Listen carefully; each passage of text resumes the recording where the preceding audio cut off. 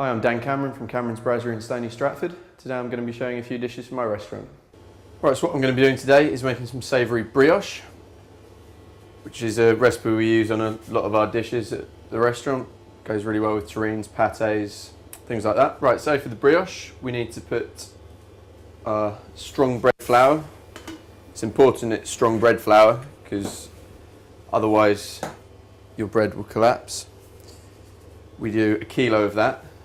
30 grams of dried yeast. You can use fresh yeast, but we've got dried today.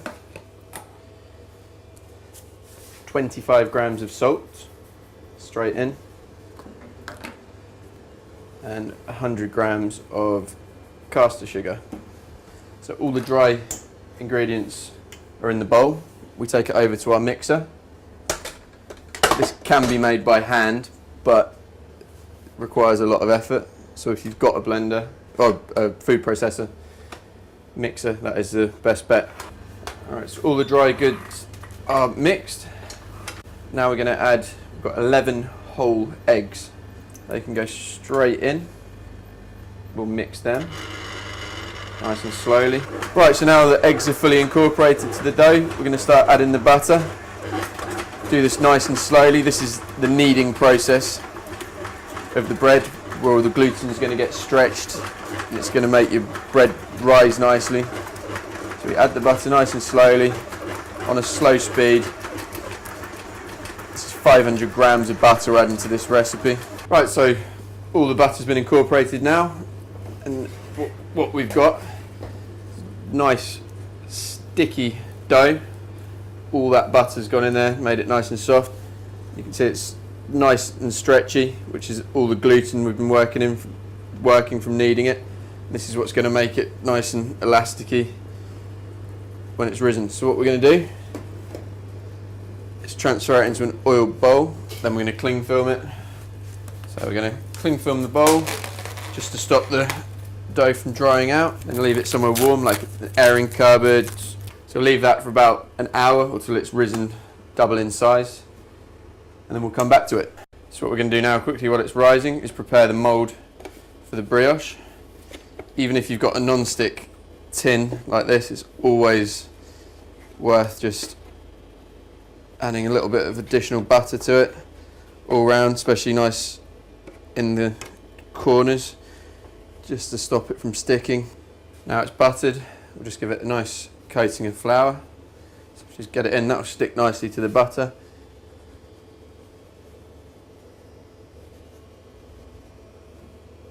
So our brioche dough has risen up, so now we're going to knock it back a bit.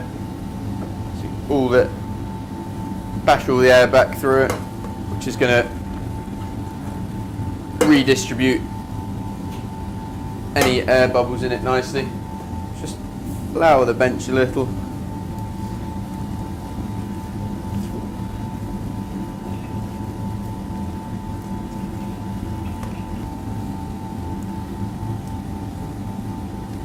Now we're going to shape it.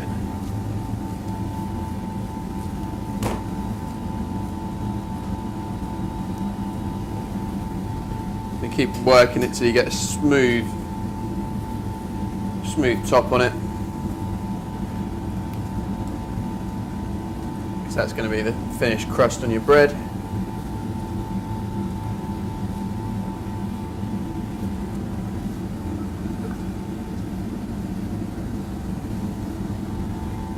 We're going to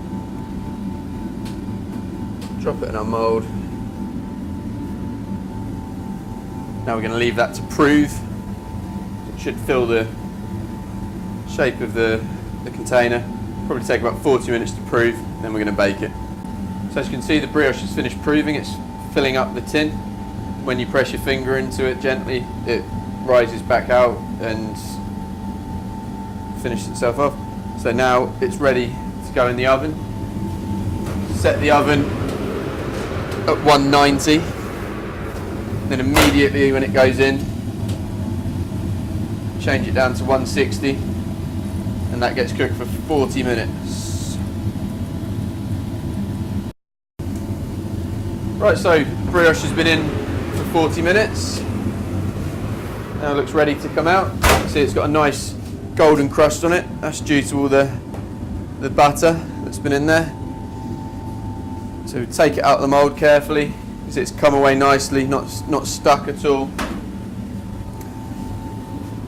Normally you'd leave this on a wire rack to cool, but just for the purposes of this, I'll take a couple of slices to show you. Got a nice flaky crust, which is what you want from brioche, and then a nice buttery, soft inside, which is perfect for going with any savoury pâtés or terrines.